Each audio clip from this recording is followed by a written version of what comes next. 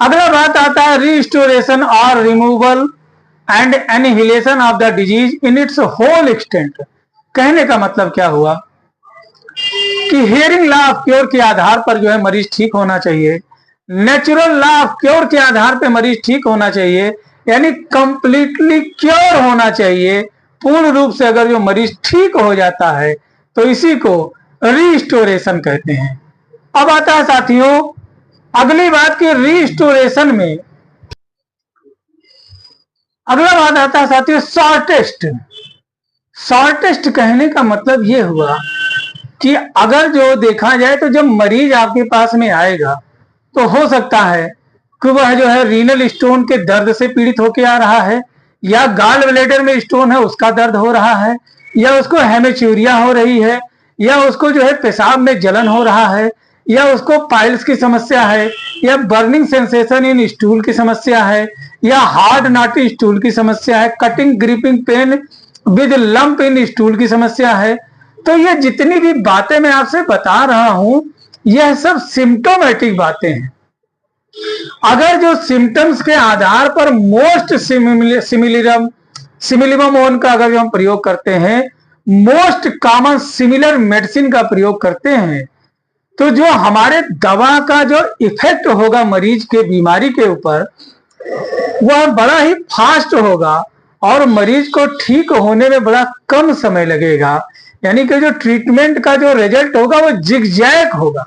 जैसे कोलाइडी विलियन में हम जिगजैग को देखते हैं, यानी कहने का मतलब क्या हुआ कि मरीज ने हमको बीमारी बताई और सिम्टम्स को हमने बहुत ध्यान दिया कि करेक्टरिस्टिक है, अनकॉमन है, पेकुलियर है, रेड लाइन है, गाइडलाइन है, और उसके बाद में जो हमने मेडिसिन सेलेक्ट किया वह जो है डीप एक्टिंग है कि जो है शॉर्ट एक्टिंग है, लॉन्ग एक्टिंग है, एक्यूट है कि क्रोनिक है कि मियाजमेटिक है कि कॉन्स्टिट्यूशनल है। अगर जो इसका नॉलेज है और इसके आधार पे हम दवा दे रहे हैं मरीज को ना, तो जैसे आज के समय में हिंदुस्तान से जो मिसाइलें निकल रही हैं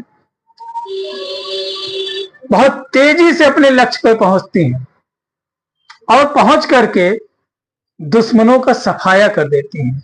उसी तरीके से दवा जब हमारे शरीर में पहुंचती है और वाइटल फोर्स जो बीमारियों से घिरा हुआ है उनके इर्द गिर्द में जितने भी बैक्टीरिया वायरस हैं, यानी जितने भी एबनॉर्मल कंप्लेंट्स हैं, एसोसिएटेड कंप्लेंट्स हैं या एबनॉर्मल फीलिंग्स हैं, उन सारे बैड सिम्टम्स को हटा देती है। इसके वजह से vital force free from the all types of abnormal sign and symptoms, और उसके बाद में जैसे ही वाइटल फोर्स जो है फ्री होता है रोग प्रतिरोधक क्षमता फिर से जो है अपना घेरा आवरण बना लेती है बॉडी के ऊपर।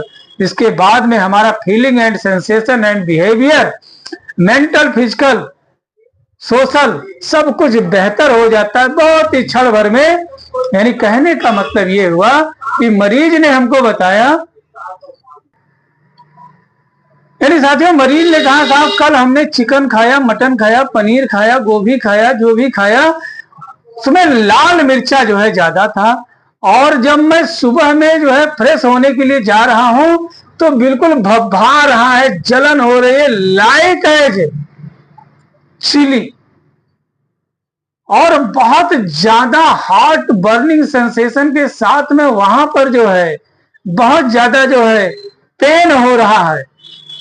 अगर जो हम देखें साथियों कि छोटी सी मेडिसिन है, कॉन्स्टिट्यूशनल ले ले या प्रेजेंट कंप्लेन के आधार पे ले ले कैप्सिकम, तो ये कैप्सिकम एनम जो है जब 4 बूंद देंगे तो बोलेगा रिलैक्स हुआ, फिर जब दोबारा रिपीट करेंगे तो बोला और आराम हो गया, तिबारा जब देंगे तो कहेंगे ठीक हो गया।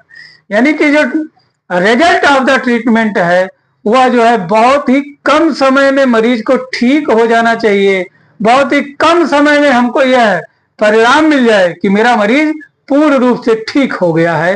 This is shortest. अब अगला बात आता है साथियों रिलायबल। रिलायबल मतलब होता है बिहेरेबल, यानी आपका जो मोड ऑफ ट्रीटमेंट है, प्रोसीजर ऑफ ट्रीटमेंट है, उसे मरीज बर्दाश्त कर सके। वह मरीज को किसी भी कष्ट या पीड़ा में ना डाले, किसी नए समस्या में ना डाले, इजिली जो है पेशेंट क्योर हो जाए, यह रिलायबल कहलाता है।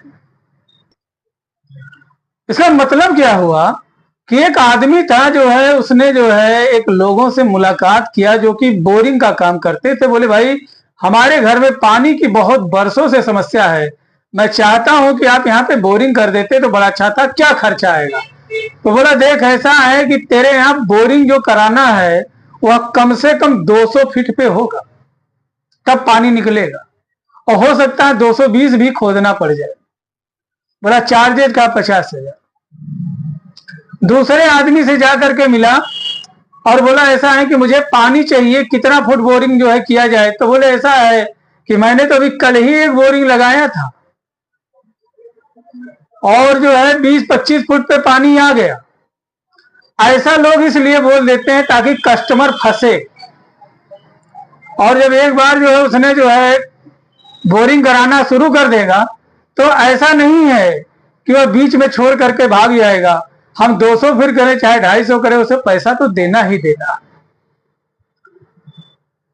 तो कुछ ऐसे भी लोग हैं जो इस पैथी में जो है ऐसे ही आते हैं। उस आदमी ने क्या किया, अब एक अन्य बोरिंग वाले से मिला और बोला ऐसा कर कि यहां पर 20 फुट जो है गड्ढा खोद दे। वह आया जो है 2-2.5 हजार रुपया लिया, 20 फुट गड्ढा खोद दिया, पानी नहीं निकला। बोला दूसरा गड्ढा खोद।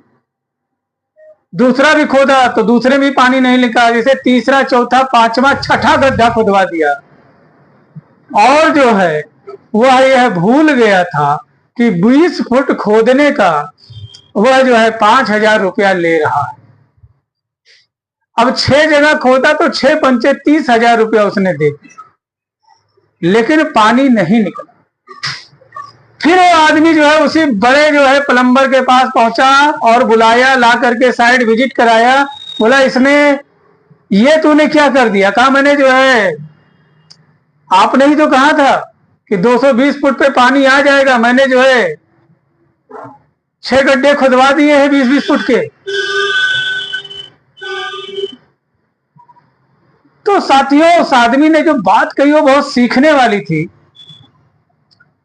उसने कहा 50 जगह गड्ढा खोदने से अच्छा था कि एक ही जगह पे इतनी ही जो है जितना खर्चा आया है 6 जगह में जो है गड्ढा कराने का, एक ही जगह पे करवाता तो मोस्ट चांसेस था कि पानी निकल आता है यहां से। तूने 6 जगह गड्ढे करवाए तो 600 जगह भी गड्ढे करवा दे 20-20 फुट के, पानी नहीं निकलेगा। क्यों? क्योंकि एक ही जगह पर जब 20-20 फुट के 10 गड्ढे होते हैं तो आसानी से 200 फुट तू खोद लेता और धरती के तल तक पहुंचता, धरती के सतह तक पहुंचता। वहां धरती से निवेदन किया जाता और धरती जो है तेरे ऊपर दयावान होकर के माता गंगा से निवेदन करती और जल तेरे द्वार तक पहुंच जाता। साथियों बहुत से ऐसे लोग हैं जो सिर्फ जो है यूट्यूब और फेसबुक पे पढ़ करके ही जो है अपनी प्रैक्टिस करते हैं। बहुत से ऐसे लोग हैं जो एक ही दवा को कई फॉर्म में देते हैं। पहले 1 एम में दिया, 10 एम में दिया, फायदा नहीं हुआ, फिर 30 में दे रहे हैं। अभी जो है 2 दिन भी नहीं हुआ था 10 एम में दिए, नहीं फायदा मिला, लग गया मन को कि पावर ज्यादा है तो 30 देना शुरू कर दिए, 30 कंटिन्यू। बहुत से ऐसे लोग हैं जो कि रस्टक्स, ब्राइनिया और वेलाडोना, रूटा के साथ में जो है डाइक्लोफिनेक, एसिक्लोफिनेक, पैरासीटामॉल और इंजेक्शन भी लगाते हैं। अब ना रिजल्ट इधर से आ रहा, ना रिजल्ट इधर से आ रहा, मरीज कह रहा है कि इसमें दम नहीं। लेकिन बहुत से ऐसे लोग हैं जो रात के 2-2 बजे तक मरीज देख रहे हैं। अगर जो दम ना होता तो रात के 2 बजे, रात के 1 बजे कौन से ऐसे लोग हैं जो कि एक होम्योपैथिक डॉक्टर से दवाइयां लेंगे साथियों? यानी दम है दवाइयों में, लेकिन आपके प्रोसेस में दम नहीं है, आपका फिक्सेशन नहीं है। आप जो है अपने दिमाग को 50 जगह लगा रहे हैं, इसलिए रिजल्ट एक जगह से भी नहीं आ पा रहा है। इसलिए 50 जगह से दिमाग हटा करके 50 तरीके के ट्रीटमेंट को छोड़ करके एक तरीके का ट्रीटमेंट पढ़िए, क्योंकि आप विद्यार्थी हैं होम्योपैथ के, आप स्टूडेंट हैं बीएचएमएस के, इसलिए आपको सबसे पहले तो मटेरिया मेडिका होम्योपैथिक फार्मेसी आनी ही चाहिए। उसके बाद में anatomy, physiology, organ of medicine and homeopathic philosophy, offs, gynae surgery, PM PSM के नॉलेज होना चाहिए। लेकिन आपने सिर्फ एक नॉलेज लिया कि जैसे ही एडमिशन लिया तुरंत किसी अस्पताल में प्रैक्टिस करना शुरू कर दिए, और वह ऐसे ही है, वह प्रैक्टिस जैसे लालू प्रसाद यादव जी ने कहा था, लंगड़ी बिलार घर में शिकार। आप कितना भी प्रैक्टिस कर लें, लेकिन आपको लोग जानेंगे एक होम्योपैथ डॉक्टर के हैसियत से। आप कितनी भी अच्छी जो है योग्यता रखते हैं, या आप कितना भी अच्छा जो है नॉलेज रखते हैं, लेकिन आप जो है होम्योपैथ के छात्र हैं, इसलिए आपको होम्योपैथी आनी चाहिए। ऐसा नहीं है कि समय और परिस्थितियां बदल जाएं तो बाप को बदल दिया जा सकता है। समय परिस्थिति कैसी भी हो, बाप तो बाप ही होगा और बाप एक ही होगा। इसलिए जिस पैथी में है उस पैथी का सम्मान करें, जहां पे दिक्कत आई है वहां पे सुधार करें, और आपका जो मोड ऑफ ट्रीटमेंट होगा वह रिलायबल हो जाएगा। अब रिलायबल कहने का मतलब क्या हुआ कि आपको action and reaction of the medicine के बारे में जानकारी होना चाहिए। कौन सा एनीमिकल है, कौन सा एंटीडोट्स है, कौन सा फॉलोड बेल है, इसकी नॉलेज आपको होनी चाहिए। वरना आप जो है स्किन डिजीज में रस्टस के साथ में एपिस मेलिफिका भी चलाएंगे साथियों, और मरीज की स्थिति वर्ष हो जाएगी और उसका जीवन खतरे में पड़ जाएगा। और वह इलाज जो किसी के जीवन को खतरे में डालता है वह साथियों चिकित्सा नहीं कहलाता है, वह चोरी कहलाता है। किसी के साथ में उसके जो है इमोशंस से खेलना हुआ। इसलिए आपका ट्रीटमेंट परमानेंट होना चाहिए, रिलायबल होना चाहिए। यानी कुल मिला जुला करके आपको ये समझना है कि जो आपने दवाई दिया है ना, उस दवाई के बारे में, उस मेडिसिन के बारे में आपको इतनी नॉलेज होनी चाहिए कि उसे आप रेमेडी बना सकें, जिसका किसी भी तरीके से साइड इफेक्ट जो है किसी भी पेशेंट के ऊपर ना पड़े। ऐसी जानकारी आपको रखनी चाहिए। यानी कि mode of action and reaction of the homeopathic medicine के बारे में जानकारी होना चाहिए, और वह जो है बड़ा ही सरल हो और मरीज को तुरंत आराम देने वाला हो। ऐसी कामना हम इस पॉइंट में करते हैं। अब अगला आता है हार्मलेस वे। हार्मलेस वे कहने का मतलब क्या हुआ कि जो हमारे मास्टर थे, जो इस पैथी के जनक हैं, डॉक्टर सैमुअल हनीमैन साहब, वह कई भाषाओं का ज्ञान रखते थे, गरीब परिवार से आते थे। उन्होंने जो है अमीरी गरीबी को देखा था, उन्होंने हर परिस्थितियों को देखा था, कई भाषाओं के ट्रांसलेटर थे। और जो है जब एक मध्यम परिवार का लड़का एक गरीब परिवार का लड़का साथियों पढ़ता है ना, तो वह लालटेन के रोशनी के नीचे जो है सोचता है कि मुझे आने वाला समय बदलना है। क्योंकि अमीर होने का सपना कभी भी अमीर नहीं देख सकता है। अमीर होने के सपने देखने का जन्म सिद्ध अधिकार एक गरीब को परमात्मा देता है। परमात्मा कहता है तू गरीब आया तो जरूर है, लेकिन गरीब मरना नहीं है। अब जो है महात्मा हनीमैन ने जो है पहले इतनी कठोर तपस्या की, इतना कठोर मेहनत किया कि anatomy, physiology, ops, gynae, surgery सारे सब्जेक्टों का ज्ञान लिया, पैथोलॉजी का ज्ञान लिया। बहुत कुशल जान जो है वक्ता थे, बड़े कुशल जानकार थे, एक वैज्ञानिक स्तर के जो है डॉक्टर थे।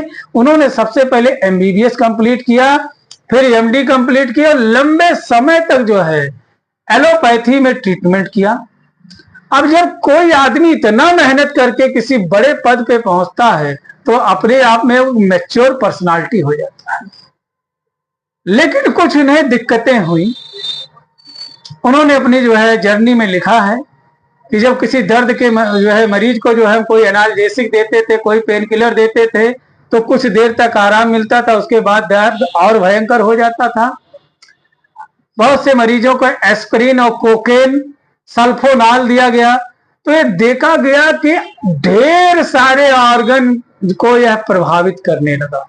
यानी जो बीमारी थी वह ठीक तो नहीं हुई, लेकिन दवा देने पे अन्य ऑर्गन इससे प्रभावित होने लगे। जिसका कारण क्या था? मॉर्बिड एंड टॉक्सिक एजेंट थे, मोड ऑफ ट्रीटमेंट था। इसके वजह से उन्होंने जो है क्या किया, इस पैथी को छोड़ा और स्वयं के विवेकानुसार, ज्ञान के अनुसार, प्लस जो है किसी भी वस्तु का सुसंगठित, सुव्यवस्थित, परियोजित, नियोजित आदि का क्रमबद्ध ज्ञान को प्राप्त किया।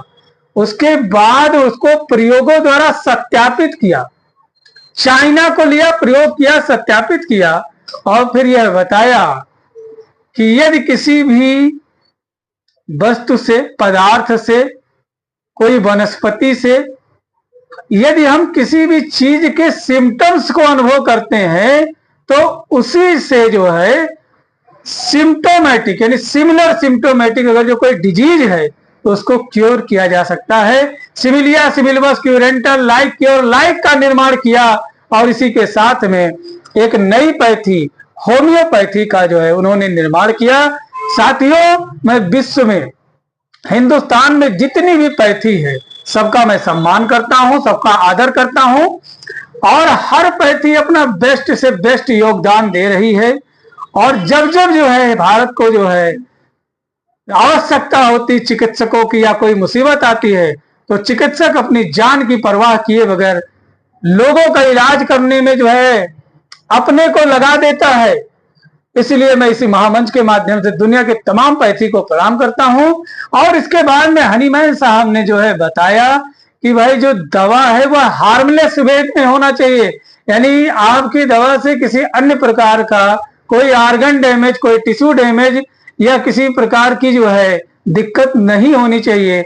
जैसे बहुत से ऐसे लोग हैं जो वर्षों से थायराइड की दवा खा रहे हैं, शुगर की दवा खा रहे हैं, ब्लड प्रेशर की दवा खा रहे हैं, हार्ट की दवा खा रहे हैं। तो अगर जो देखा जाए तो सबसे पहले शुरुआत हुआ था कि थोड़ी बीपी बढ़ी थी, उसके बाद दवा खाया, कुछ दिन तक बीपी की दवा चलती रही तो ऑटोमेटिक जब दोबारा जांच कराया गया, जब तबीयत खराब हुआ तो शुगर भी निकल आया। कुछ दिन तक जब शुगर की दवा खाई तो जो है साल, 2 साल, 4 साल तक ठीक था। उसके बाद अब शुगर और बीपी दोनों की दवा का पावर जो है बढ़ाना पड़ गया, डोज बढ़ाना पड़ गया। अब जो है क्या हुआ, 7 साल बाद में अब गुर्दे की दवा चल रही है और जो है गुर्दे में दिक्कत आ गई है, हाथ पैरों में सूजन आ जाता है, चेहरों में सूजन आ जाता है, जोड़ों में दर्द है, यूरिक एसिड, क्रिएटिनिन, यूरिया जो है ब्लड यूरिया, नाइट्रोजन जो है यूरिक एसिड बढ़ा हुआ मिल रहा है। तो अब गुर्दे की भी दवा चलने लगी।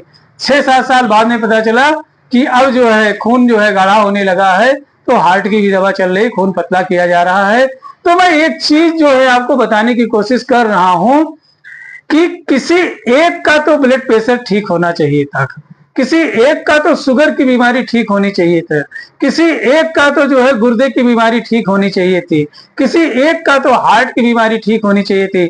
यहाँ पे क्या हो रहा है, दवा का पावर और दवा का डोज बढ़ रहा है एंड ऑर्गन टारगेट होते जा रहे हैं। इसी बात को हनीमैन साहब ने बहुत ही सिंपल तरीके में बताया और यह भी जो है बताया और विश्वास दिलाया कि होम्योपैथी से जब जब भी हम कोई ट्रीटमेंट करते हैं तो सिर्फ जो है लक्षणों का इलाज होता है और जो एबनॉर्मल सेंसेशन एंड फीलिंग था वह दूर हो जाता है और मरीज जो है पूर्णतः जो है हार्मोनियस स्टेज में आ जाता है।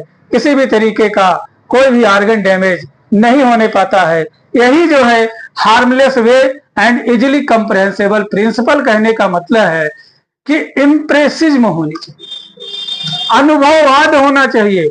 हर मेडिसिन को इतना पढ़ लीजिए, इतना माज लीजिए, इतने मरीज के सिम्टम्स को बार बार लिख लीजिए कि आपको मरीज के ऊपर अनुभव हो जाए और कौन सी दवा उस पर काम करेगी इसका अनुभव हो जाए और दवा किस रेंज की है, वह सुपरफिशियल है, डीप है, शॉर्ट है, लॉन्ग है, कॉन्स्टिट्यूशनल है, एक्यूट है, क्रोनिक है, नोसोर्स है, सार्कोर्स है कि मियाजमेटिक बीमारी है तो कौन सी दवा सेलेक्ट करेंगे। तो ये साथियों हमने जो है बात कर लिया हाईएस्ट आइडियल ऑफ क्योर।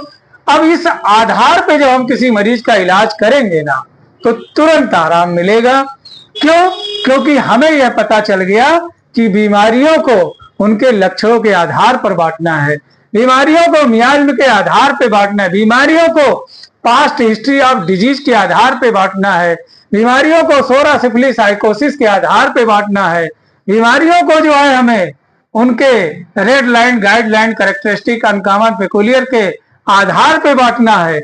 और अगर जिस दिन हम बांटना जान जाएंगे तो यानी ढेर सारी मुसीबत को एक तरफ कर दिया और सबसे बड़ी वाली चीज हमें दिखने लगेगी, उसका हम इलाज करेंगे और मरीज हाईएस्ट आइडियल ऑफ क्योर के आधार पर ठीक हो जाएगा। तो साथियों, तब तक के लिए अपने स्वास्थ्य का ध्यान रखें। इस समय गर्मियों का सीजन चल रहा है, जहां भी निकलें थोड़ा सर पे कुछ बांध के निकलें। यदि आपको लू लग जाता है, यदि आपको जो है चक्कर आ रहा है, बुखार आ रहा है, जा रहा है और बहुत ज्यादा परेशान हो रहे हैं और ये नहीं समझ में आ रहा है कि हम क्या करें, तो अपने किसी नजदीकी रजिस्टर्ड होम्योपैथिक चिकित्सक के परामर्श के अनुसार अगर जो ग्लोनाइन लिया जाता है साथियों, तो उम्मीद करते हैं कि 2-4 डोज में ही आपकी सारी समस्या का जो है पूर्ण रूप से जो है समाधान हो जाएगा और आपके चेहरे पे मुस्कुराहट आ जाएगी। तब तक के लिए अपने स्वास्थ्य का ध्यान रखें। मिलते हैं फिर किसी नए चैलेंज के साथ, नया वीडियो लेकर के। जय हिंद, जय भारत, जय होम्योपैथी।